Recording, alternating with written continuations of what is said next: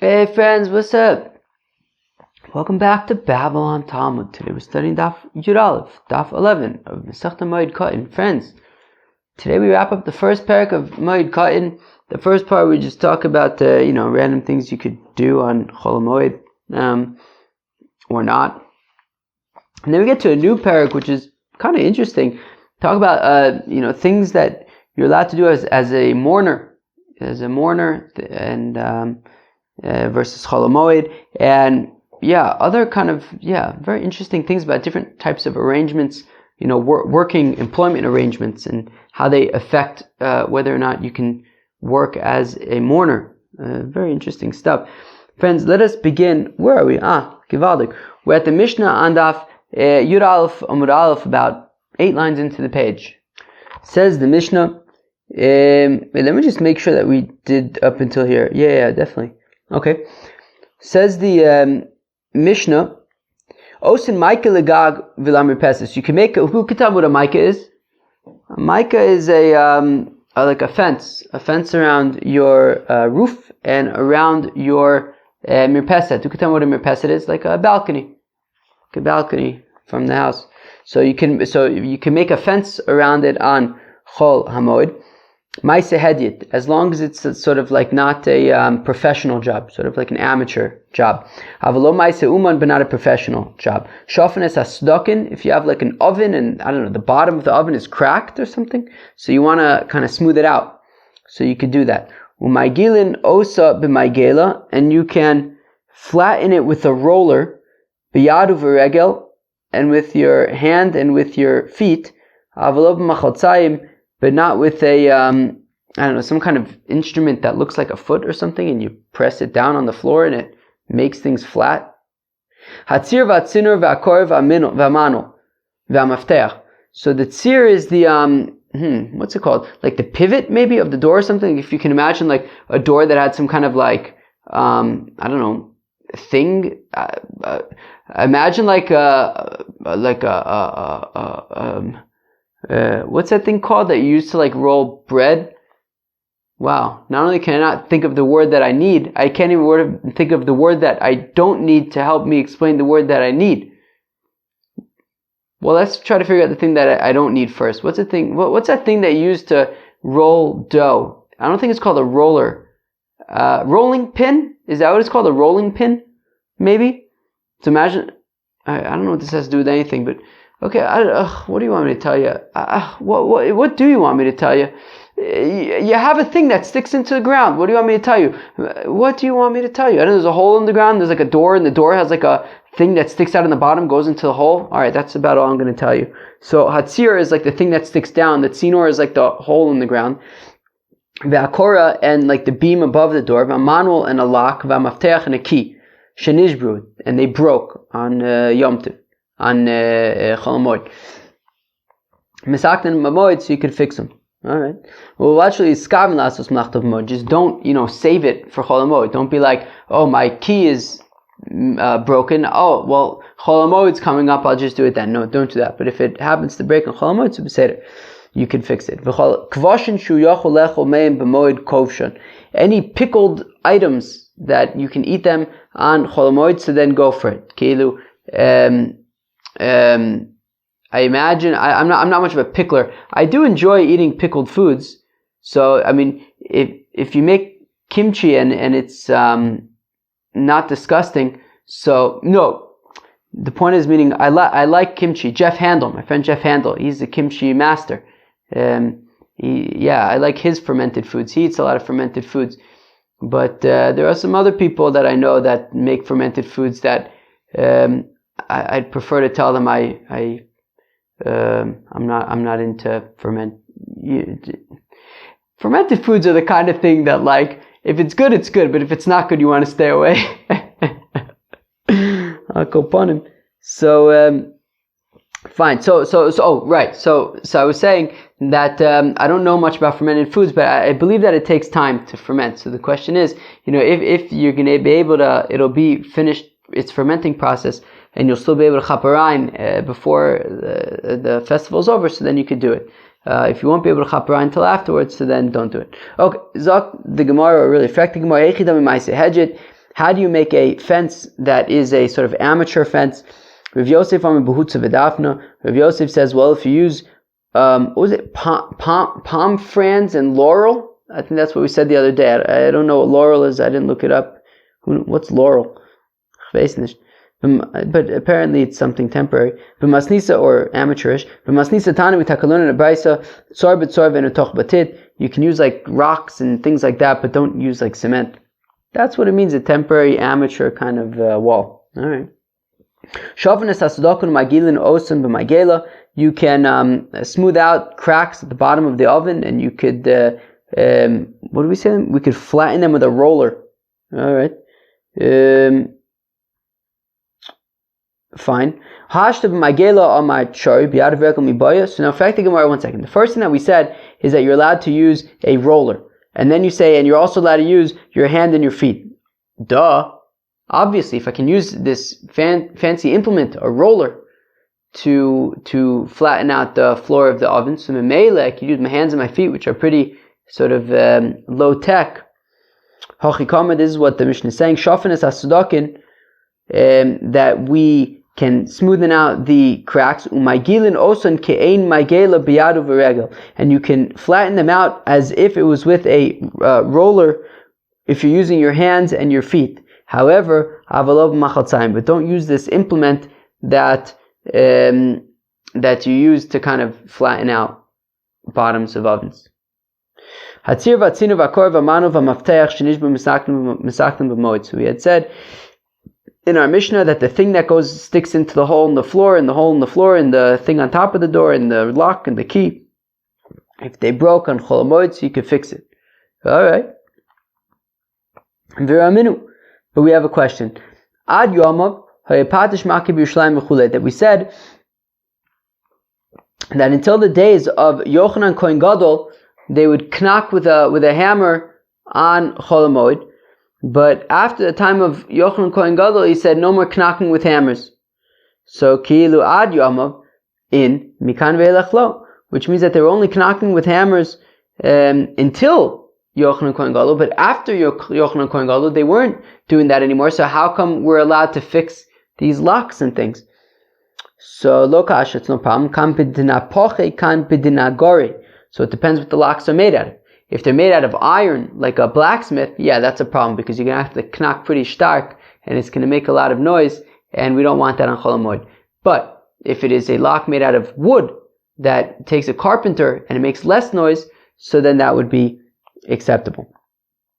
Maska floor of Chizda asks the kasha. Yomru kala rabba osir kala zu tashari. People are going to draw the wrong conclusion here. They're going to think, oh, okay, I'm not allowed to make a lot of noise. I'm allowed to make a little noise. I can't, if it's iron and it's like a blacksmith and it makes a lot of noise, so I can't do it. But if it's like a carpenter, which is less noise, I can do it. So kilu, everything becomes subjective, right? A lot is not okay, but maybe, somewhat less than that is okay. It becomes a little bit too subjective for Rav Chizda. Elam Rav Chizda, rather say Rav Chizda, lo kashus, no problem, that it depends if it's with a large saw or with an axe. That I guess a large saw is, I think the large saw, I think we said was taka quieter, if I'm not mistaken. Where am I? Exactly.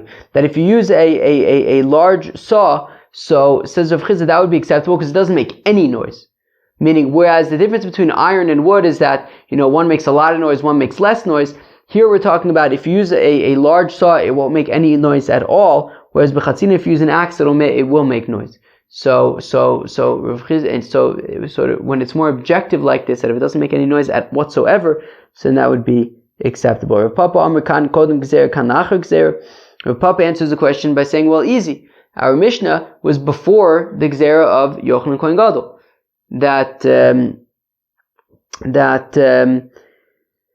when the Mishnah says that you'd be allowed to fix these things in chol hamoed, it was before Rabbi Yochanan Kohen Gadol said not to do it anymore. But zeo. But then after that, so then they wouldn't fix these things anymore. Okay, fine. Rav Ashi Amar says, Rav Ashi Haribuda Rav Yossi. So Rav Ashi says that our Mishnah is take Rabbi Yossi, Dam Rabbi Yitzchak bar Avdimi, that says Rabbi Yitzchak bar Avdimi, man Tana Shinu b'moed b'davar aved.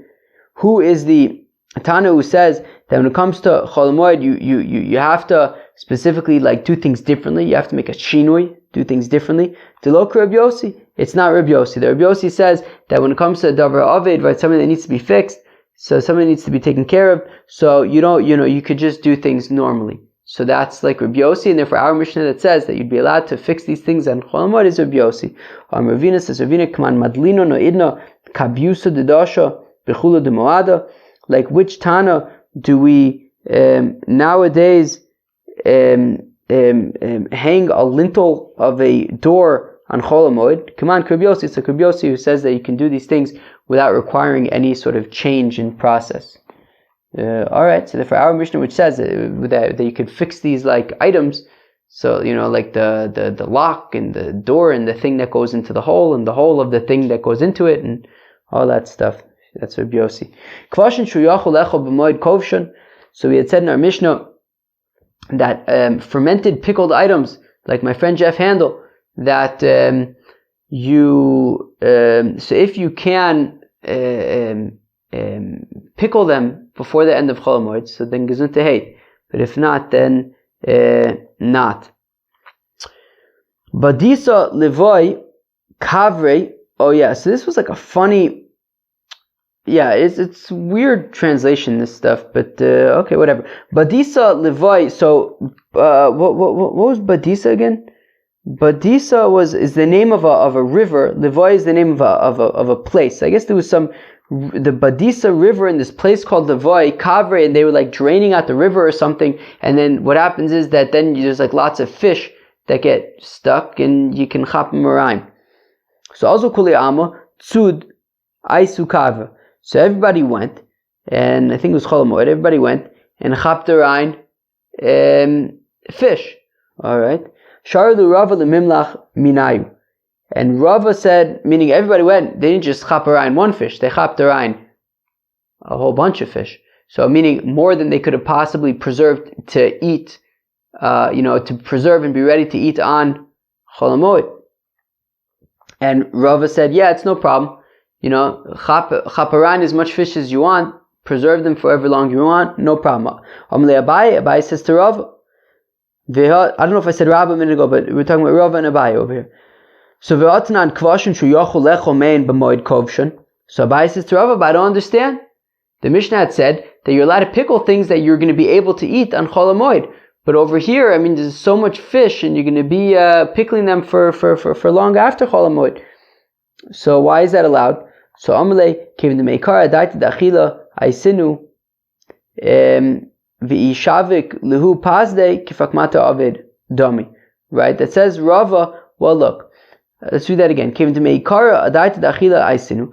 That since initially when they went and chapped the fish, they chapped it because they want to have fish to eat. Now, the truth is, at the same time, they also once already they were chapping fish to eat, so they chapped a lot of fish.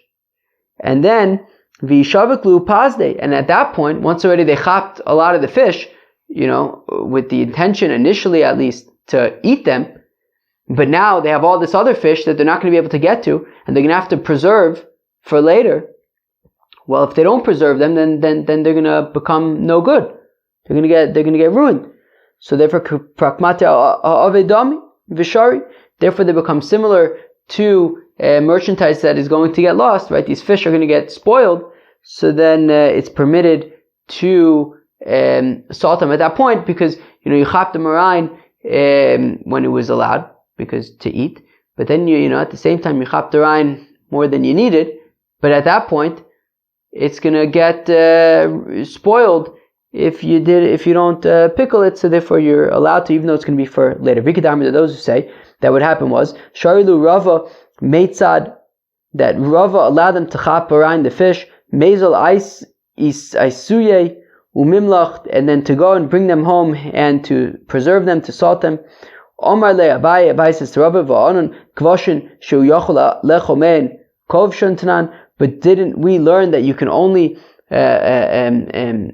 pickle, preserve these fish these things that you'll be able to eat? But over here, you're preserving them for later. So Amar le, so Rava says to Abaye, Hani nami misachle agav itzotza.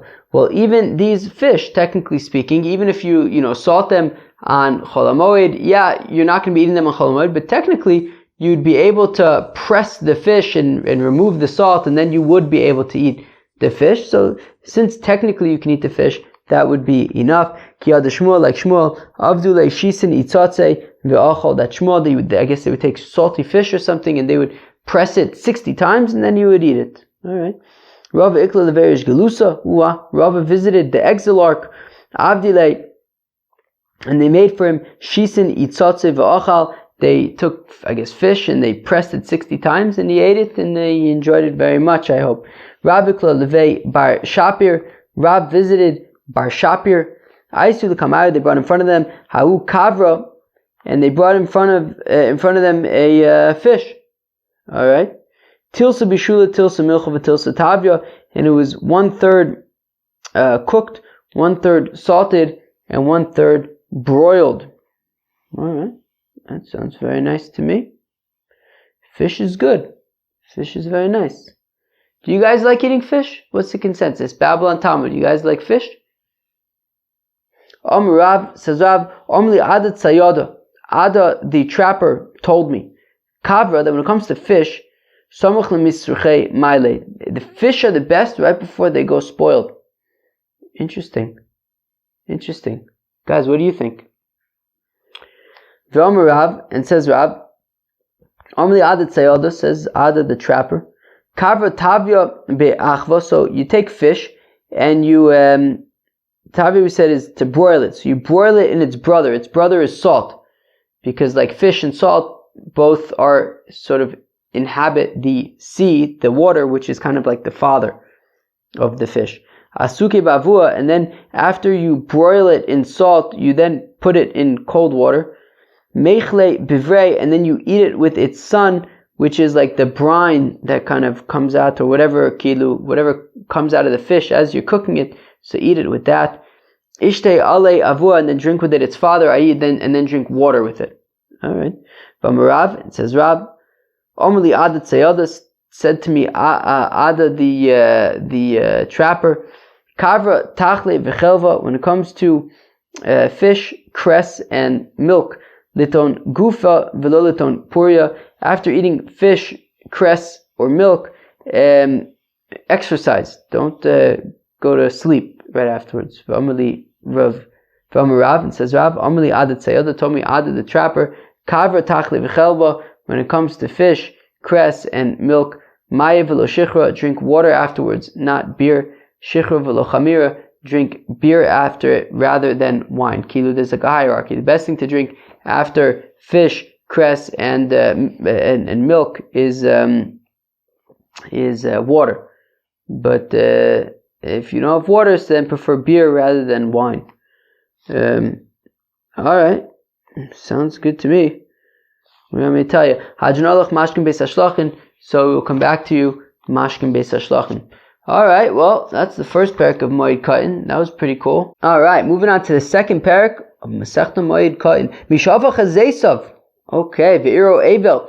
So you have a fellow, he harvested olives, he put his olives on the olive press, and he didn't manage to actually extract any oil from the olives, Ve'iro Evel, and somebody passed away who he had to mourn for. So the question is, what happens to the olives? Can you press the olives, or do you have to leave the olives till after the mourning? Ones, sheit'u po'alim, or we're not talking about mourning anymore. We're talking about it's right before chol hamoed. It's right before the festival, and something came up. Right, he had his olives. He put them in the olive press. Didn't have a chance to press them yet to extract the oil, and something came up that prevented him from doing so. Or he had workers who were meant to come and do the work, and they stood him up. So what does he do? It's now chol hamoed, and he's got these olives to press. For whatever reason, he wasn't able to press them before the festival. So what does he do? So toin kori rishona umanicha la'achar hamoed div Rabbi Yehuda. So Rabbi Yehuda says that you can sort of do the first initial extraction. You could do the initial extraction of the oil on chol hamoed, and then you leave the rest of it until after the festival. Div Rabbi Yehuda, that's the opinion of Rabbi Yehuda. Rabbi Yossi Omer Zolev v'gomer v'gaf kedarka. Rabbi Yossi says no, you could do whatever you want.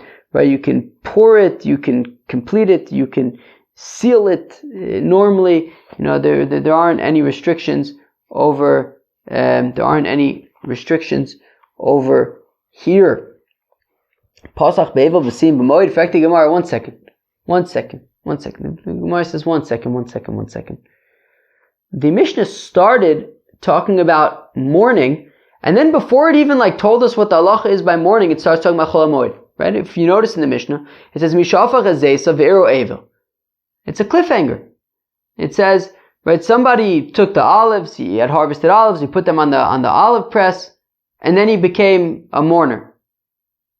Also, we start talking about chol hamoed. Oh, if it was before chol hamoed, something came up, he couldn't do it, and then he got stood up by workers. What can he do? So Rabbi Yehuda says he could do the first pass, and Rabbi Yossi says he could do whatever he wants. That's all fine by chol hamoed. But what do we end up saying about mourning? So pasach be'evel v'sim b'moed. So we start talking about mourning, and then we just jump into the festival, into chol hamoed. So Rav Shisha bar Davidi. So it says of Shisha bar Davidi, Zelsomer dvar ma'mutarin b'moed asurim b'mei evlo. So it says of Shisha bar Davidi that, what's this saying? It's saying that these things that are allowed on chol hamoed, right? Namely, we're saying that on chol hamoed he would be. Rabbi Yehuda says you could do sort of the initial press. Rabbi Yossi says you could do whatever you want. That's specifically on chol hamoed. Again, dvar ma'mutarin b'moed, things that are permitted on chol hamoed asurim b'mei evlo, are forbidden to a mourner. So the way that Rav Shisha bar Davidi understands the Mishnah is that we're saying, only chol hamoed would be allowed, but mourning, none of these things would be allowed. Rav Ashi disagrees, and he says, Lo mibaya kamar. What our Mishnah is saying is not only this, but even this. Lo mibaya b'mei evlo. Certainly when he's a mourner, temidu abonanu v'shari. Certainly when he's a mourner, that mourning is, the halachos of avelus, of mourning, are midrabanan. And we're saying, and according to Rav Ashi, you're allowed to do these, to do that, at least that first press of the olives. But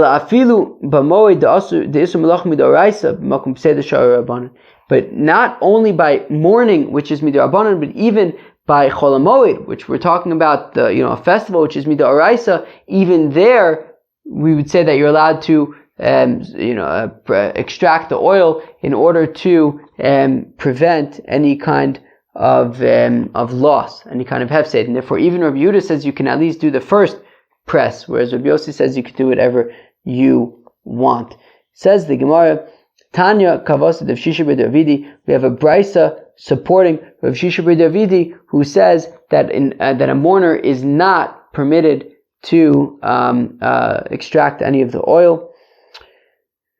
Says the brisa, Elu dvarim ha'osin le'avo b'mei evlo. These are the things that we do for a mourner while he is mourning, but he may not do himself. Zesav afuchin toanin lo. If he's got his olives on the olive press, so we can extract the oil for him. V'chadu laguf, as well as if he has a pitcher that you need to seal, ufishtanu lahalus min hamishra, or if he has flax that he needs to remove from whatever it's soaking and being, processing and soaking in, v'tzmor lahalus min hayore, and to remove his wool from the dyer's vat, umarbitzim sadeu, and we can sort of apply water to his field for him. Mishitagia onas hamayim shalo, when it is his turn to do it. Apparently they would take turns who would sort of have to apply water to the fields. So if it's his turn, so we do it for him. Rabbi Yehuda Omer says, Rabbi Yehuda, avzorin lo sdeinir v'sada omedes lepishtan. Says Rabbi Yehuda also, if he has a field that has been plowed and is ready to be seeded, or he's got a field that is ready for flax, right? It's flax planting season. It's the time to plant the flax. So he would be able to, right? So other people would be able to plant for him. Amrlo, they said to Rabbi Yehuda, Imlo tizra bebachir tizra ba'afel. They said to Rabbi Yehuda, why do you need other people to plant for him? When it comes to the plowed field, so maybe he won't be able to plant the early crops, but let him wait a week and then he could plant the later crops. Imlo tizra pishton tizra mimenacher. And when it comes to planting the flax, that right now is the time to plant the flax. So if he doesn't plant it now, so at least he'll be able to plant it, plant something else in a week from now.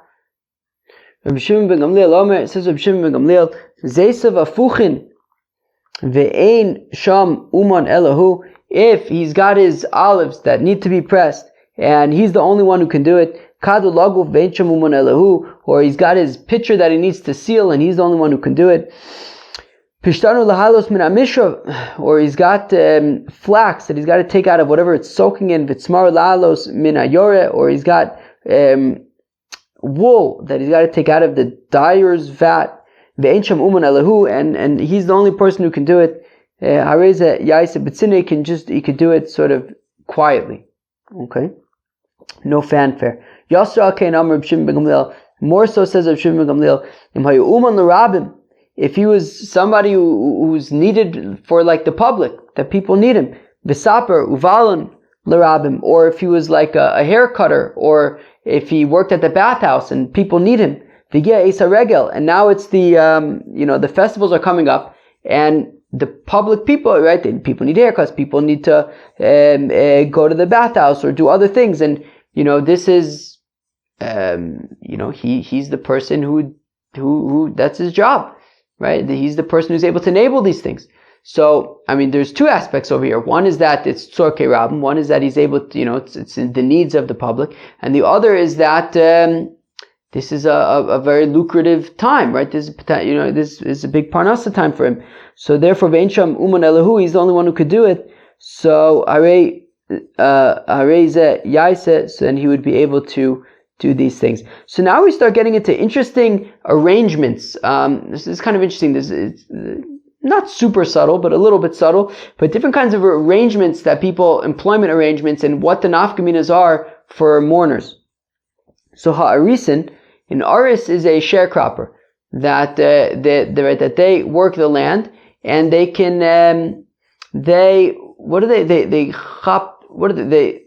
chaperein, I think, a percentage of the land. I don't forget if they chaperein a percentage of the land, or they give a percentage of the land away. I can't remember. I think maybe they give away a certain amount. So like they, work the field on somebody else's field, and then they kind of have to give some of it to the owner of the field. Ve'achakirin, and the way that this one works is that there's like a flat kind of amount. So also it's like not their land, it's somebody else's land. And they, rather than like a percentage, it's that, a flat amount they have to give to the owner of the field, right? So, if they produce less than that, so then they get to take home nothing, everything goes to the owner. But if they produce more than that, so they give sort of the initial amount to the owner, but then everything in addition to that goes to that, they can keep. Or if they're just employees, right? They're hired to work the land, with regardless of how much it produces. So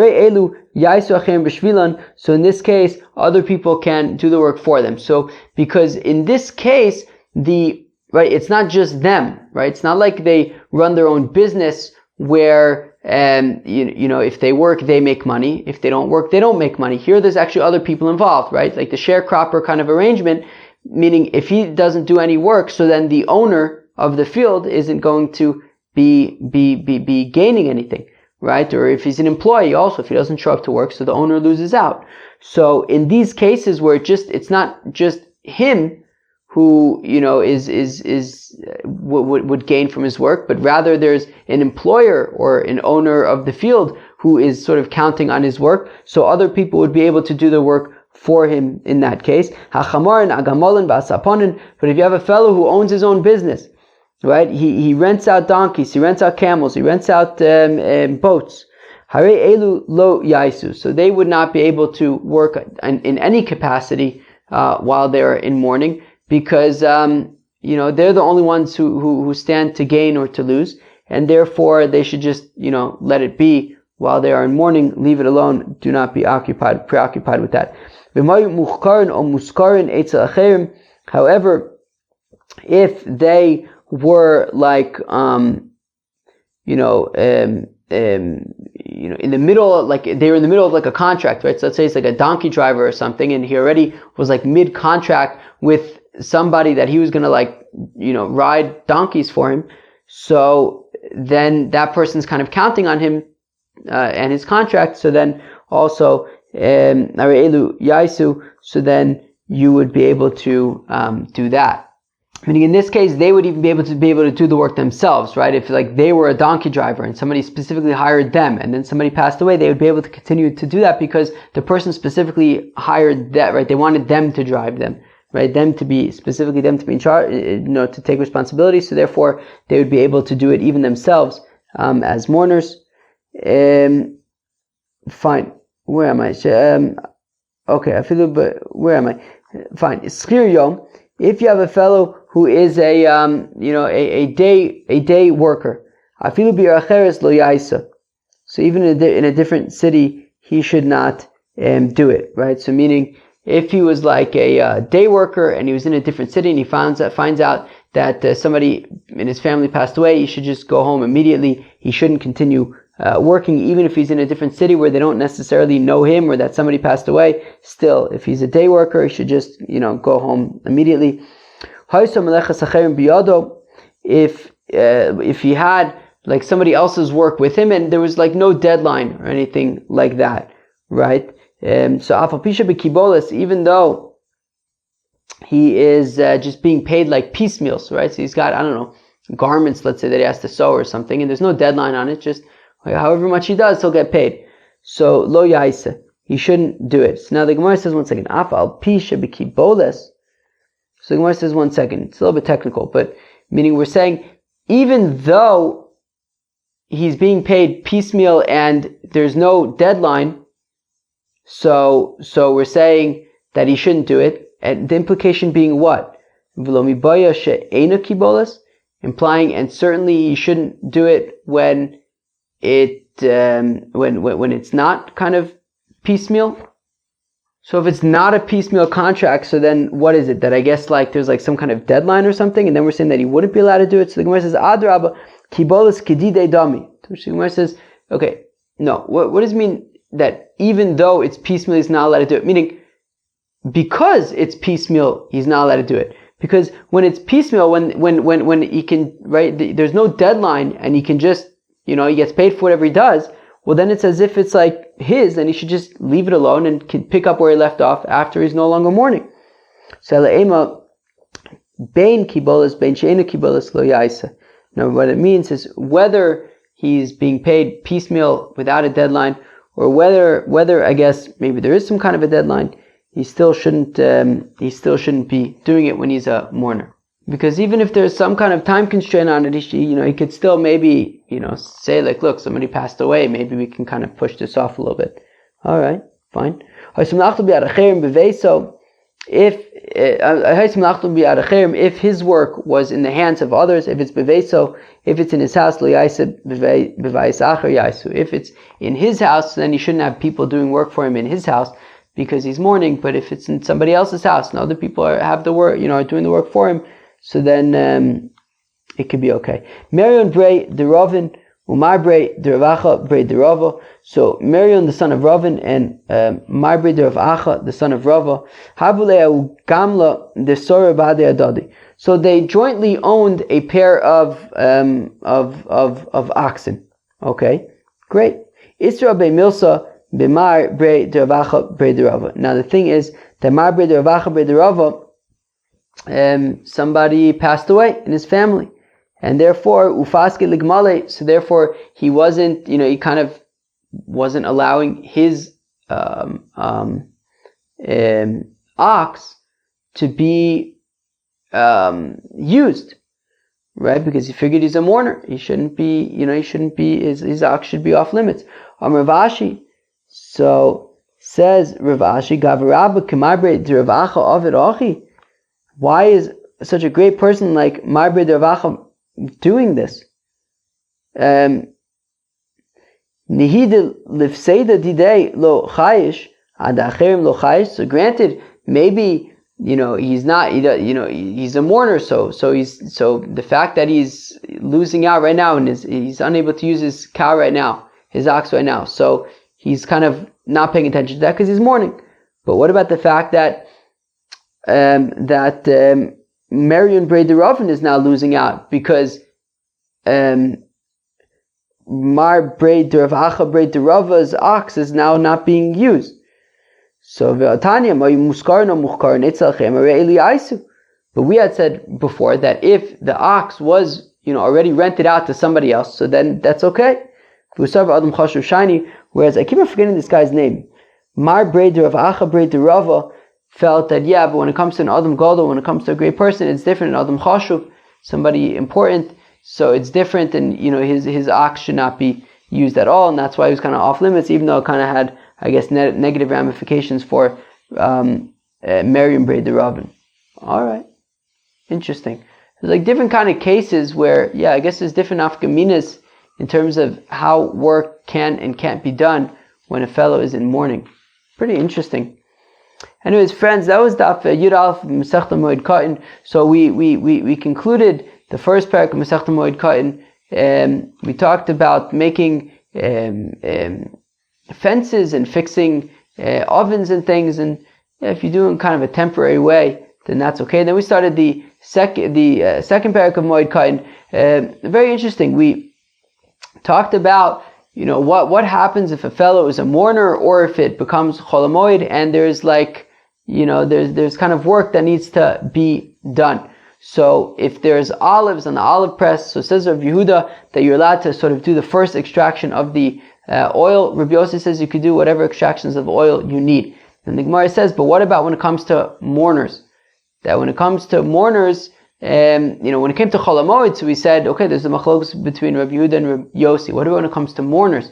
So we had a machlokas between Rav Shisha Brei Davidi and Rav Ashi. It says Rav Shisha Brei Davidi that when it comes to chol hamoed, you're allowed to, there's machlokas between Rav Yehuda and Rav Yossi. But when it comes to mourning, you would not be allowed. You would not be allowed to, extract any of the oil.